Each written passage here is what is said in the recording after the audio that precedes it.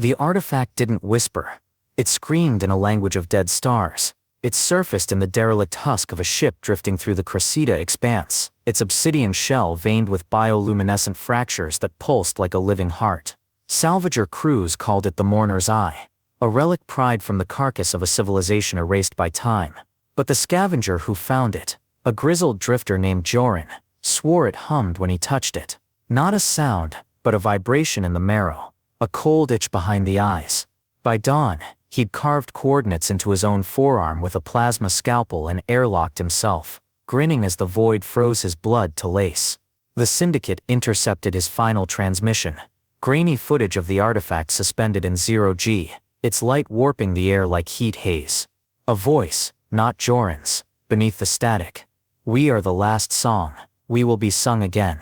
Mercenaries swarmed the sector within hours, Black Star grunts in their beetle-black armor, hungry for a weapon to sell. Cultists followed, faces hidden beneath hoods stitched with spirals, chanting about purity through annihilation. They left no survivors in their hunt, entire stations scorched to ash, colonists dissected for traces of contamination. But the artifact vanished, slipping through the chaos like smoke. Only the rats of the fringe heard the truth. The Mourner's Eye wasn't a weapon, it was a wound. A fossilized scream from a species that devoured itself to outlive extinction. It promised resurrection, but only to those who understood the price. A price written in the silence between stars, in the way Joran's corpse had floated, not quite human anymore, his ribcage blooming into something translucent and fanged. By the time the Voidbloom Syndicate's rust bucket freighter stumbled into the hunt, the artifact had already chosen its next singer, and it was done waiting. Chapter 1. The iron circlet hung in the black, like a shard of glass forgotten by time, its jagged hull shimmering with residual bioluminescence. Rennick traced its edges through the viewport, the ghostly light reflecting in his ash-gray eyes. Another tomb, he thought. The derelicts always felt like tombs. He'd spent half his life picking through the carcasses of dead civilizations, but this one prickled his nerves raw. The client's description, a weapon nothing more, rang hollow now. Weapons didn't hum in the dark. Nara stood behind him, her gloved hands braced on the pilot's chair. He didn't need to turn to feel her scrutiny. Her silence was a blade pressed to his spine. She'd argued against the job. Too clean, she'd said, her voice colder than the void outside. Clean jobs didn't exist in the Syndicate, but Rennick had ignored her. Guilt made men reckless, and he'd been running from his own reflection since the war. The airlock hissed open. Foss, their engineer, lumbered ahead, his exosuit whining like a dying insect. "Biolume's still active," he muttered, sweeping a scanner over the walls. "No decay. This hulk's fresh." Rennick's boots sank into the corridor's fleshy membrane, the floor rippling as though alive. The ship breathed. He steadied himself against a wall, and it pulsed, a slow wet throb beneath his palm. Nara brushed past him, her movements precise, her rifle slung low. She paused at a junction, her head tilted. "Listen." A sound seeped through the walls, a chorus of whispers, overlapping and dissonant. Foss chuckled nervously. "Vent ghosts." "No," Nara said. "Patterns." Repeating syntax. Her gloved finger hovered over a glyph, etched into the membrane, a spiral fractaling into smaller spirals. Rennick recognized the hunger in her eyes. She'd always been a hunter of secrets. The relic chamber yawned before them, its walls veined with luminescent capillaries converging on a pedestal. At its center floated the Voidbloom seed, a shard of obsidian cradling a nebula of crimson light.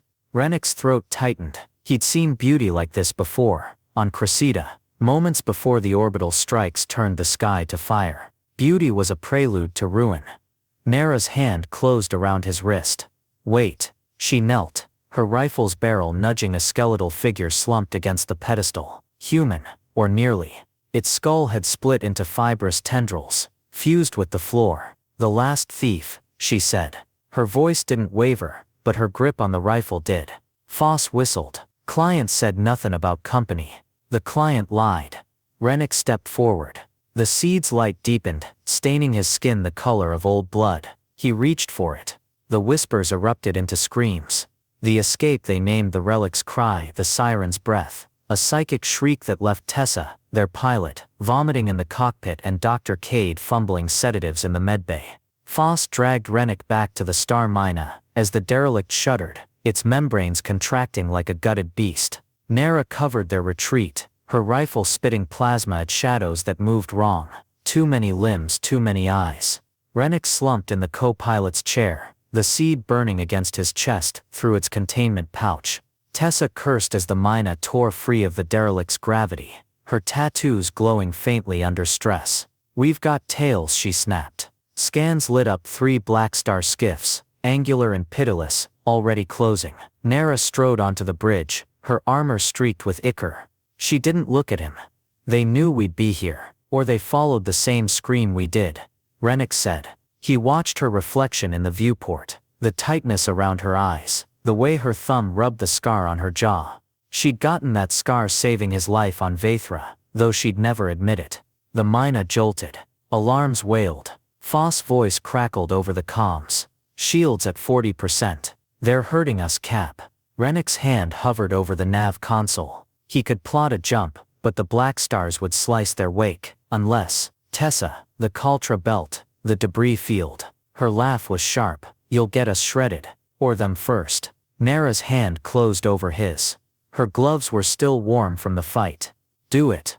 The pulse. They limped into the belt, the Mina's hull screeching as micrometeorites clawed at shields. Rennick's vision blurred. The seed's heat bled through his ribs, and for a moment, he wasn't in the cockpit. He was back on Cressida, dragging a child from rubble as the sky burned. "Run!" He'd screamed, but the child had stared at him, silent, until the blast took them both. Nara's voice cut through the memory. "Rennick." He blinked. She held out a canteen, her gaze unreadable. "Drink." The water tasted of iron. "You were right," he said, "about the job." Her lips thinned. "Regret won't fix this." The seed pulsed, a wave of nausea hit him first, then the visions. Foss, his exosuit ruptured, his body blooming into 1,000 silver worms. Tessa, her tattoos crawling off her skin like serpents. Nara stood at the center of a black flower, its petals peeling back to reveal a void where her face should be. He woke on the floor, Nara's knee digging into his chest, her palm against his forehead. "Fever, 104 degrees, she said, her voice clipped. "The relic's toxic, Doctor." Cade's face swam into view, his goggles magnifying his bloodshot eyes. "Not radiation, neural. It's interacting with him."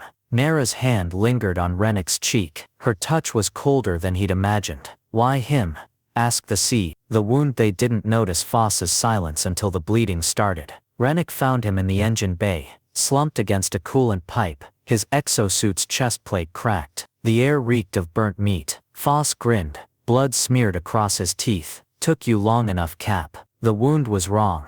Not a laser burn or shrapnel tear. A puncture, clean and circular, edges glistening with bioluminescent mucus. Nara pushed past Rennick, her med kit already open. "When did this happen?" "Back on the derelict. Thing pricked me." Foss coughed. "Didn't want to fuss." Nara's hands froze. "This isn't a wound, it's an interface." The seed throbbed in Rennick's quarters, its pulse syncing with Foss's labored breaths. Nara's datapad flickered with glyphs, the same spirals from the derelict. "It's a countdown," she said. "The seed needs a host to activate." Foss's, temporary. A test. Rennick stared at the relic. The crimson light inside it shifted, forming a face, his face, twisted and screaming. "You'll all burn," it whispered. "You'll all bloom." He reached for his sidearm. Nara caught his wrist. "No, it's in him. We cut it out, and kill him." Her fingers tightened. "There's another way." He wanted to hate her then, for her calm,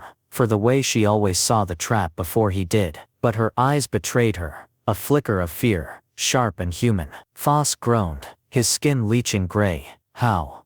Rennick asked. Nara turned to the seed. "We give it what it wants. The truth." She deciphered the glyphs in the dead hours, her face lit by the datapad's glow. Rennick watched from the doorway, the ship's hum settling into his bones. He'd never seen her unarmored. Her shirt clung to her back, damp with sweat, her hair a dark knot fraying at the edges. She looked smaller, real. "The Oblivion Hive," she said, not turning.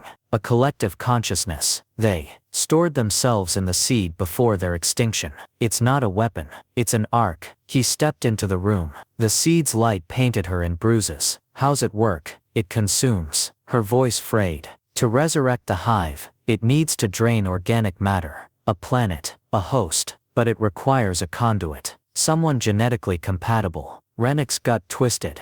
Foss, no. The conduit's dormant. One of us. She finally looked at him. The visions, they're not random. The seed's probing for weakness, for heritage. The word hung between them. Heritage, bloodline, sin. He thought of Nera's precision in battle, her uncanny ability to predict enemy tactics, the way she'd stared at the derelict's glyphs, not just translating but recognizing. You knew, he said. Her silence was answer enough. The threshold. Foss died at 0437 ship time. His body convulsed, then ruptured, a spray of silver spores filling the medbay before containment seals slammed down. Dr. Cade swore it was painless. Rennick didn't believe him. Nera stood in the armory, methodically cleaning her rifle. Rennick leaned against the doorway, watching her hands, steady, ruthless. You're the conduit, he said. She didn't look up. Possibly, but you're human. Are you? Her gaze cut to him. You've been sleepwalking. The seed's been in your head for days. He flinched. She'd seen him then, last night, wandering the halls toward the airlock. His hand pressed to the code panel. He'd woken with his palm raw, as if he'd been clawing at the door. If it's me, he said, you'll kill me. Yes. And if it's you, she snapped the rifle's barrel into place. Then I'll need you to do the same. The ship shuddered. Alarms blared. The black stars had returned, and this time, they weren't alone. And new signatures flickered on the scan. Jagged organic ships, their hulls bristling with thorns. The cult of the bloom. Nera slung the rifle over her shoulder. And decide now, Rennick. Run or fight. He touched the seed through his shirt. Its pulse matched his heartbeat. Coward, it whispered. Savior, we fight, he said. She nodded, almost smiling. Good. Chapter 2. The Star Mina drifted through the Cultra belt like a wounded animal, its hull groaning under the weight of silence. Foss's absence carved a hollow into the ship's rhythm.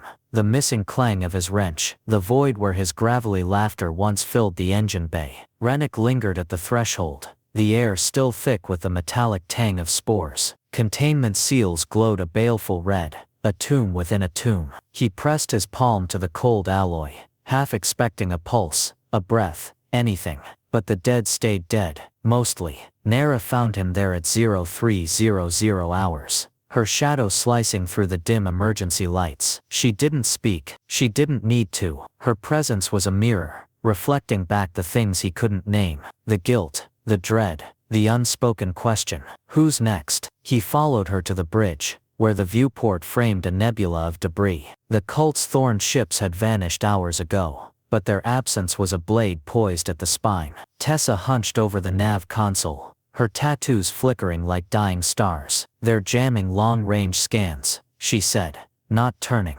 We're blind. Rennick's hand drifted to the seed, now encased in a leaden casket, lashed to his bunk. It hummed through the metal, a lullaby for the damned. You'll bloom, it whispered, and for a heartbeat, he saw Nera's face unraveling into petals of shadow. The plan they gathered in the mess hall, a cramped tomb of ration packs and rust. Dr. Cade's goggles magnified the shadows under his eyes, as he projected a hologram, a jagged orbital station, its architecture organic, malignant. The cult's broadcast array, he rasped. They're amplifying the seed signal. If they sync it to a populated planet. Nera leaned forward, her fingers steepled. We sever the array, misdirect the signal into dead space. Tessa snorted. With what army? That station's crawling with zealots. No army. Nera's gaze locked on Rennick. A distraction. A theft. He knew that look, the glacial focus, the predator's calculus. It had saved them on Vaethra, on Cressida, on a dozen nameless rocks. But now, it unnerved him. There was a hunger in her, a kinship with the relic's cold logic. You're talking suicide, he said. I'm talking inevitability. Her thumb brushed the scar on her jaw. A old wound, a old lie. Unless you have a better idea. He didn't. The seed's pulse throbbed in his temples, a drumbeat syncing with hers. The infiltration, the station loomed, a cathedral of bone and circuitry. its spires twisting toward a bleeding star. Rennick guided the mina into its shadow, the hull shuddering as docking clamps seized them. The airlock hissed open to a breath of decay, sweet and cloying. Nara moved first, her rifle a silent sentinel. The corridors writhed with bioluminescent veins. The walls puckered like scar tissue. Rennick's boots stuck to the floor, each step a betrayal. This place is alive, he thought, and it's watching. They found the array core in the station's heart, a chamber ribbed with pulsating conduits. Nara knelt, her datapad casting a sickly green glow. 30 minutes to disable the uplink, she said. Watch the vents. He didn't ask how she knew. He didn't want to. The first trap struck as a whisper, a skittering in the walls. Rennick spun, his pistol slicing the dark. The creature that emerged was a blasphemy, half insect, half machine, its mandibles dripping acid. He fired. It screamed. Nara's knife found its spine, her movements fluid, rehearsed. Left side, she breathed, yanking him backward as the floor split open, a chasm vomiting tendrils of black smoke. He fought beside her, their silence a language unto itself. She anticipated his moves, herding threats into his crosshairs. He mirrored her footwork, guarding blind spots. It was a dance they'd perfected over countless raids. But here, in the belly of the beast, it felt like a confession. When the last creature fell, she pressed a hand to his chest, her palm icy through his jacket. You're bleeding.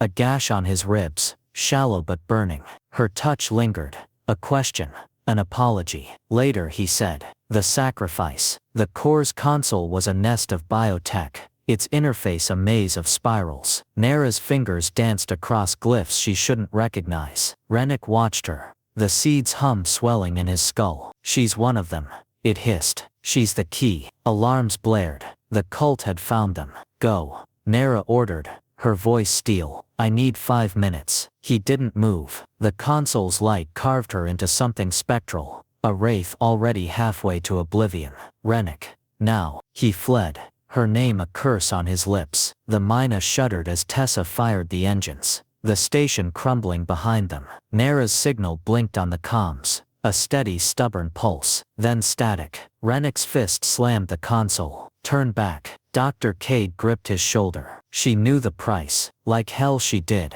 The revelation. They found her in the wreckage, adrift in a crippled escape pod. Alive. Her skin was fever hot, her eyes glassy. It's in me, she murmured. The seed.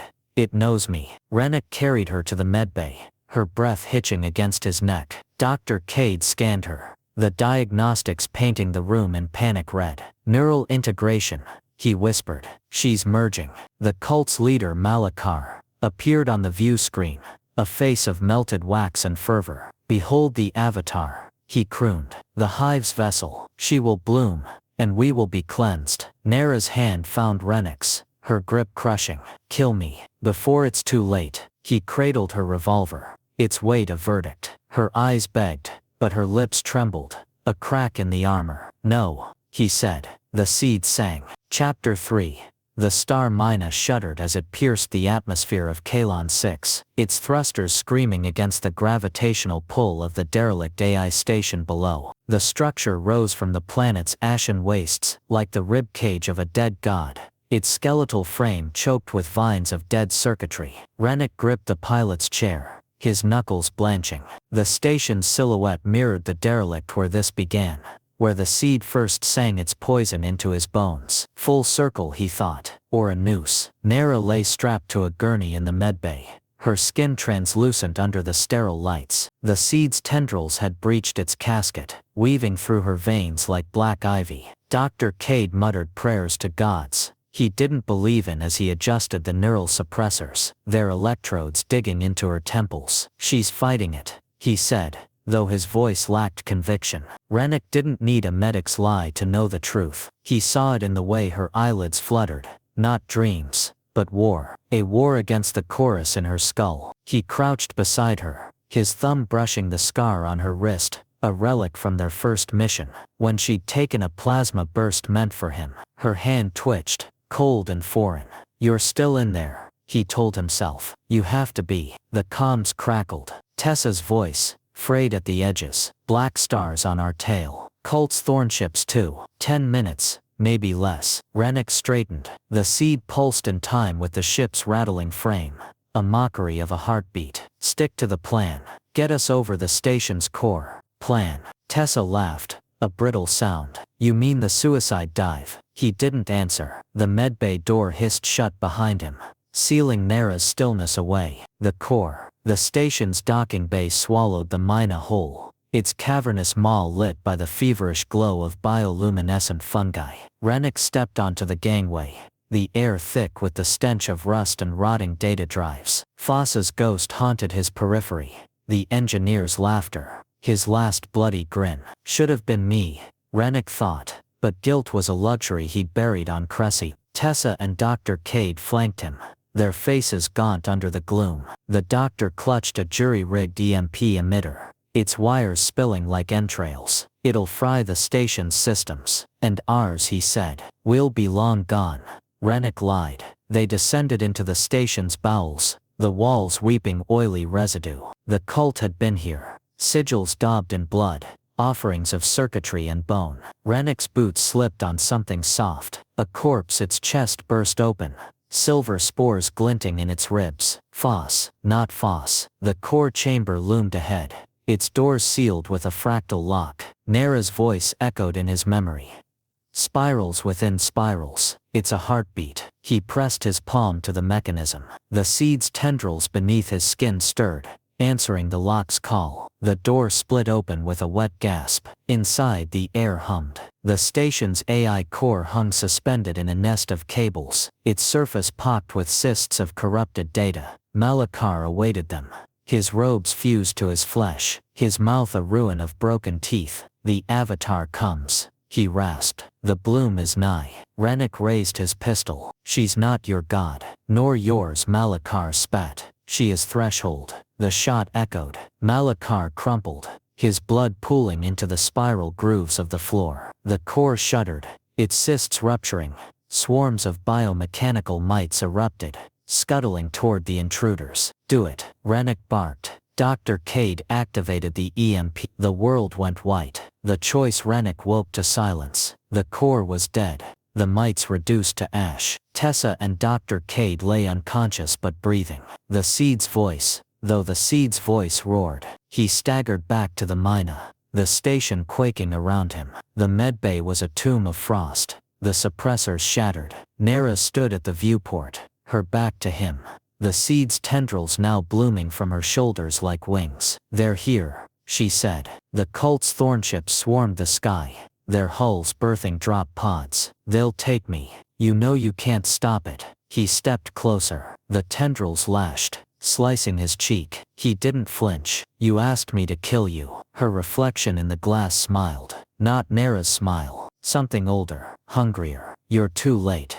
The hive wakes. He gripped the revolver. Her revolver. The one she'd begged him to use. The metal seared his palm. Coward, it taunted. Savior. Nara. Her name was a plea, a prayer. Fight them. She turned. Her eyes were voids, galaxies swirling in their depths. But her voice cracked. I'm tired, Rennick. The thornships opened fire. The bloom chaos. The mina's engines screamed. Tessa, awake now. Yanked the helm into a nosedive. The core. We need to jettison the seed into it. Rennick dragged Nara to the airlock, her body thrashing. The tendrils pierced his arms. Drinking. Let them, he thought. Let me burn with her. The airlock opened to the station's crumbling heart. Below, the core's maw gaped, a black sun. Nara's hand found his, the last flicker of her. Together, she whispered. He hesitated. The hive surged. Her body went rigid,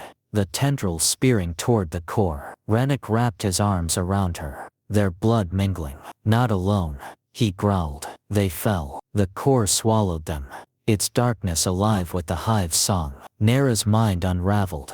Memories flooded Rennick. Her childhood on a nameless colony. The weight of command. The genocide she'd failed to stop. The guilt that had hollowed her. Just like yours. The seed hissed. Two voids, one shape. He pressed his forehead to hers. I'm here. The hive recoiled. Connection. Its one vulnerability. The seed's light faltered. Nara's hand trembling. reached for the EMP on his belt. Now, he activated it. Maris, the Requiem. The blast tore the station apart. Rennick woke in the mine's wreckage, the sky a cataract of fire. Dr. Cade hauled him upright. Tessa's gone. Engine breach. Nara lay beside him, her body still, the tendrils reduced to dust. The seed was a dead stone in her palm. She's alive, Dr. Cade breathed. But her mind, Rennick cradled her. Her pulse fluttered, a moth against glass. 3 weeks later, he docked at a backwater port, the mine a ghost of itself. He carried Nara to a rented room, its walls thin, its window framing a half-dead sun. The medics said her coma was permanent. The guilt said otherwise. He sat with her, day after day, the revolver on the nightstand. A choice, a promise. One evening, as the sun bled out, her finger twitched, a tremor, a breath. He clasped her hand, his tears staining the sheets. Outside, the first stars blinked awake. Coward, the silence jeered. No, he thought, just a man.